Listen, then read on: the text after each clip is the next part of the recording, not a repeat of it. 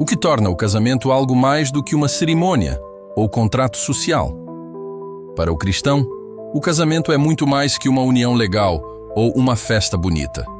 É uma instituição ordenada por Deus desde o princípio da criação, com propósitos espirituais profundos que vão além do que podemos imaginar. Hoje, vamos mergulhar no que a Bíblia realmente ensina sobre o casamento. Vamos explorar seus fundamentos, seus propósitos eternos, os princípios práticos para quem já é casado ou deseja casar, e também vamos abordar as questões difíceis que muitas pessoas têm sobre esse tema. Se você está pensando em casar, já é casado, ou simplesmente quer entender a visão bíblica sobre essa instituição tão importante, este vídeo é para você. Vamos começar voltando ao princípio de tudo. No livro de Gênesis, capítulo 2, versículo 24, encontramos as primeiras palavras de Deus sobre o casamento. Portanto, deixará o homem seu pai e sua mãe, e unir-se-á à sua mulher, e serão uma só carne. Pause por um momento e pense nisso. Esse versículo foi escrito há milhares de anos, mas continua revolucionário. Ele nos mostra três coisas fundamentais. Primeiro, o casamento foi instituído por Deus ainda no Jardim do Éden, antes mesmo do pecado entrar no mundo. Isso significa que o casamento não é uma invenção humana, não é apenas uma construção social ou cultural. É um design divino, parte do plano original de Deus para a humanidade. Segundo, há uma separação necessária. Deixará o pai e a mãe. O casamento cria uma nova unidade familiar. Não significa abandonar os pais, mas estabelecer uma nova prioridade relacional. O cônjuge passa a ser a primeira relação humana na vida de uma pessoa. Terceiro, e talvez o mais profundo, serão uma só carne. Essa expressão não é apenas poética ou romântica. Ela indica uma unidade em múltiplas dimensões. Física, sim, mas também emocional, espiritual e existencial. Duas vidas se entrelaçam de tal forma que se tornam inseparáveis. É uma fusão de destinos, sonhos, dores e alegrias. Séculos depois, Jesus Cristo reafirmou essa verdade. Em Mateus capítulo 19, versículos 4 a 6, quando os fariseus o testaram sobre divórcio, Jesus voltou a Gênesis e declarou: Não tendes lido que o Criador os fez desde o princípio homem e mulher? E que disse: Por isso deixará o homem pai e mãe, e unir-se-á à sua mulher, e serão os dois uma só carne? De modo que já não são dois, mas uma só carne. Portanto, o que Deus ajuntou, não o separe o homem. Perceba a ênfase de Jesus. O que Deus ajuntou. O casamento não é apenas uma decisão humana. Há uma dimensão divina. Deus é parte ativa na união de um homem e uma mulher. E por isso mesmo, o casamento não foi pensado para ser algo temporário, experimental ou descartável. É uma aliança permanente. Em Hebreus, capítulo 13, versículo 4, o autor sagrado escreve: Digno de honra entre todos seja o matrimônio e o leito sem mácula. O casamento deve ser tratado com dignidade, respeito e santidade. Não é algo comum ou trivial. É uma das instituições mais honradas por Deus. Mas por que Deus criou o casamento? Quais são seus propósitos? A Bíblia nos revela pelo menos 4 propósitos principais, e cada um deles é profundamente significativo. O primeiro propósito é companhia e complementaridade. Lá no início, em Gênesis 2, versículo 18, Deus faz uma declaração surpreendente. Não é bom que o homem esteja só. Far-lhe-ei uma auxiliadora que lhe seja idônea. Até aquele momento, tudo que Deus havia criado era muito bom. Mas aqui ele diz que algo não é bom: a solidão do homem. O casamento foi criado para suprir essa necessidade fundamental de companhia. Não uma companhia qualquer, mas alguém que seja idôneo, adequado, complementar, que se encaixe. O casamento traz um parceiro para caminhar junto na vida, para compartilhar as dificuldades e as alegrias, para não enfrentar os desafios sozinho. O segundo propósito é ser um retrato espiritual de Cristo e a Igreja. Aqui, chegamos a algo verdadeiramente profundo. No Novo Testamento, em Efésios capítulo 5, versículos 22 a 33, o apóstolo Paulo faz uma comparação que muda completamente nossa compreensão do casamento. Ele compara o casamento à relação entre Cristo e a Igreja. Paulo escreve: Maridos, amai vossas mulheres, como também Cristo amou a Igreja e a si mesmo se entregou por ela. E depois acrescenta: grande é este mistério. Digo-o, porém, a respeito de Cristo e da Igreja. O que Paulo está dizendo é revolucionário. O casamento não é apenas uma relação terrena. Ele é um símbolo vivo, uma representação visível de uma realidade espiritual invisível. Cada casamento cristão é chamado a refletir, mesmo que imperfeitamente, o amor sacrificial de Cristo pela Igreja e a resposta de submissão amorosa da Igreja a Cristo. O marido é chamado a amar sua esposa como Cristo amou a Igreja. E como foi esse amor? Foi um amor que se entregou completamente, que sacrificou tudo, que colocou as necessidades dela acima das próprias. Um amor que lidera através do serviço, que protege, que nutre, que santifica. A esposa é chamada a se submeter ao marido como a Igreja se submete a Cristo. E aqui precisamos entender: no contexto bíblico, submissão não é inferioridade, não é opressão. É uma resposta de confiança a uma liderança amorosa e sacrificial. É reconhecer uma ordem dentro do relacionamento, estabelecida por Deus para o bem de ambos.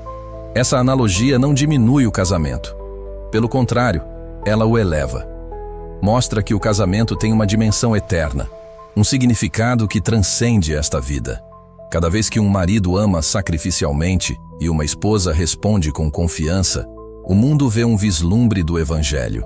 O terceiro propósito é santificação e crescimento espiritual.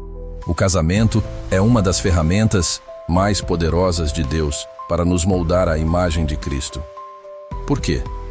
Porque no casamento, nosso egoísmo é constantemente exposto. Nossa impaciência, nosso orgulho, nossa falta de perdão, tudo vem à tona quando vivemos intimamente com outra pessoa. O casamento é um espelho que revela quem realmente somos. E é justamente através dessas revelações, muitas vezes dolorosas, que Deus trabalha em nós. Aprendemos a perdoar não uma, mas 70 vezes 7. Aprendemos a servir quando não temos vontade. Aprendemos a morrer para nós mesmos diariamente. Em Efésios 4, versículo 32, Paulo escreve: Antes sede uns para com os outros benignos, misericordiosos, perdoando-vos uns aos outros, como também Deus vos perdoou em Cristo. Essas virtudes, bondade, misericórdia, perdão, são desenvolvidas no laboratório do casamento. O pastor e autor Timothy Keller disse algo profundo: o casamento não existe para nos fazer felizes, mas para nos fazer santos. Claro que Deus deseja nossa felicidade, mas o propósito maior é nossa santificação. E curiosamente, quando buscamos a santificação, a verdadeira felicidade vem como consequência. O quarto propósito é estabilidade social e continuidade. O casamento também tem um propósito prático e social. Ele promove a estrutura familiar, oferece o ambiente ideal para gerar e criar filhos em estabilidade. É a base fundamental para uma sociedade saudável e para uma igreja forte. Quando famílias são fortes, comunidades inteiras são fortalecidas. Quando casamentos refletem o amor de Cristo, eles se tornam faróis de esperança em um mundo marcado por relacionamentos quebrados. O casal cristão é chamado a testemunhar para o mundo o valor do amor fiel, comprometido e sacrificial, um contraste poderoso com a cultura do descartável. Agora que entendemos os fundamentos e propósitos, vamos ao prático. O que a Bíblia ensina especificamente para quem vai casar ou já é casado? Vou compartilhar 5 princípios essenciais. O primeiro princípio é fidelidade e pureza sexual. Hebreus 13, versículo 4, é claro: digno de honra entre todos seja o matrimônio e o leito sem mácula. A fidelidade não é opcional no casamento cristão, é fundamental. O leito conjugal deve ser puro, exclusivo, honrado. A cultura moderna banaliza a infidelidade, mas a Bíblia a condena veementemente. Por quê? Porque o adultério quebra o pacto mais íntimo que duas pessoas podem fazer. Destrói confiança, causa dor profunda e ataca o próprio coração, do que o casamento representa. A pureza sexual no casamento também significa que a intimidade física é celebrada e valorizada dentro do contexto conjugal.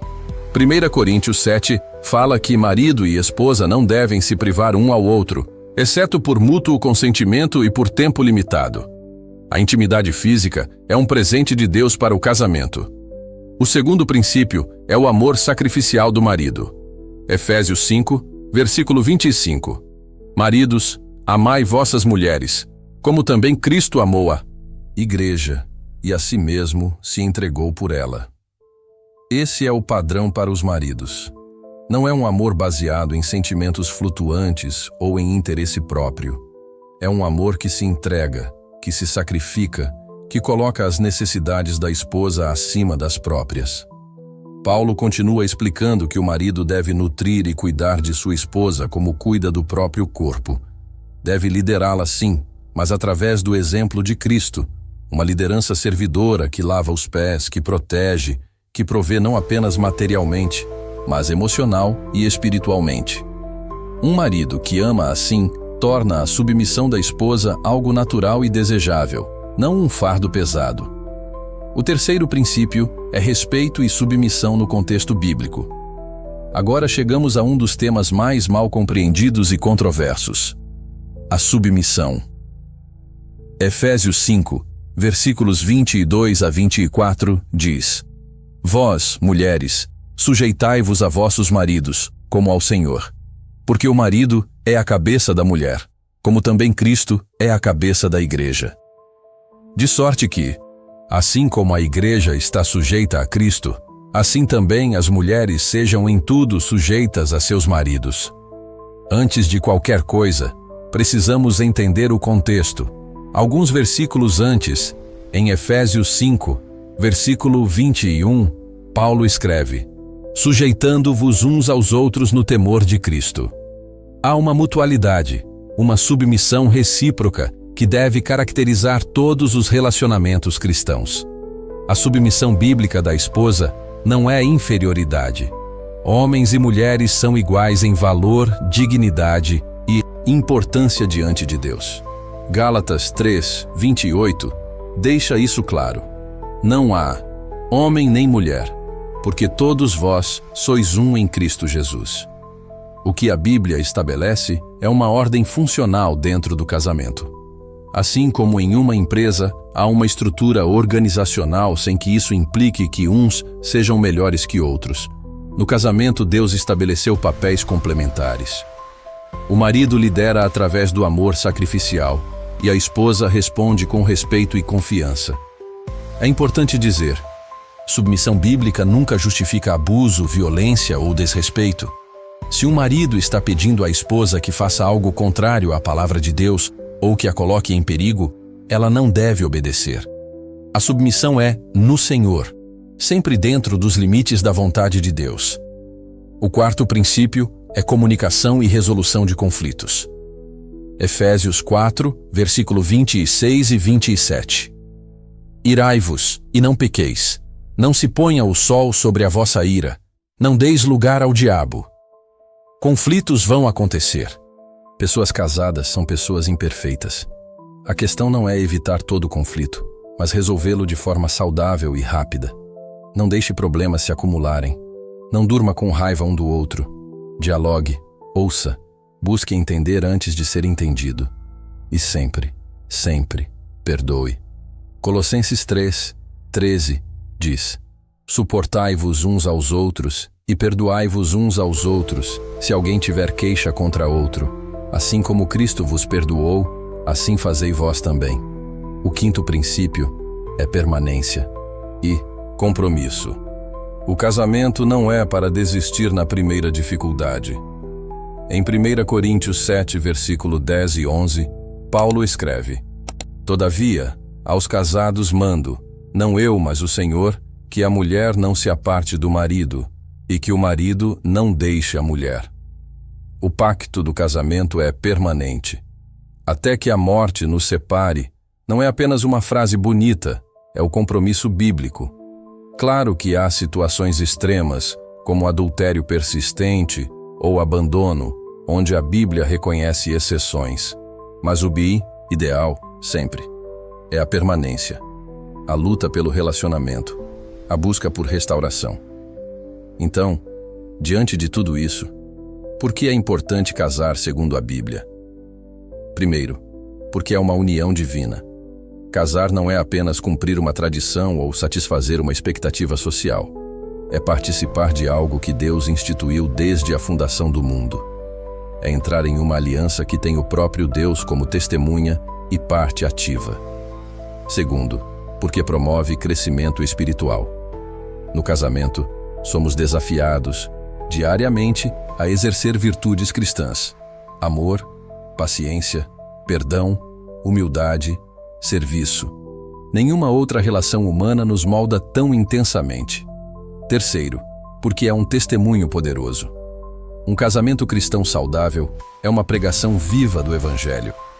Mostra ao mundo que o amor sacrificial de Cristo não é apenas teoria, mas pode ser vivido no dia a dia. Quarto, porque traz saúde emocional e relacional. Ter um parceiro para caminhar junto, para dividir alegrias e tristezas, para não estar sozinho, isso é profundamente terapêutico e bom para a alma humana. Quinto, porque oferece estabilidade para a próxima geração.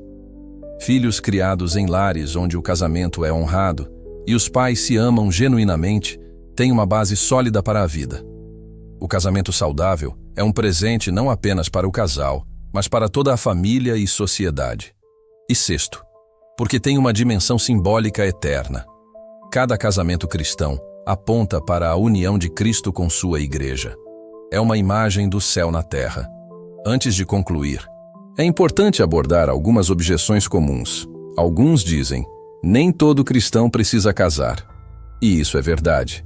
Paulo, em 1 Coríntios 7, valoriza o celibato como uma opção válida e até, em algumas circunstâncias, preferível.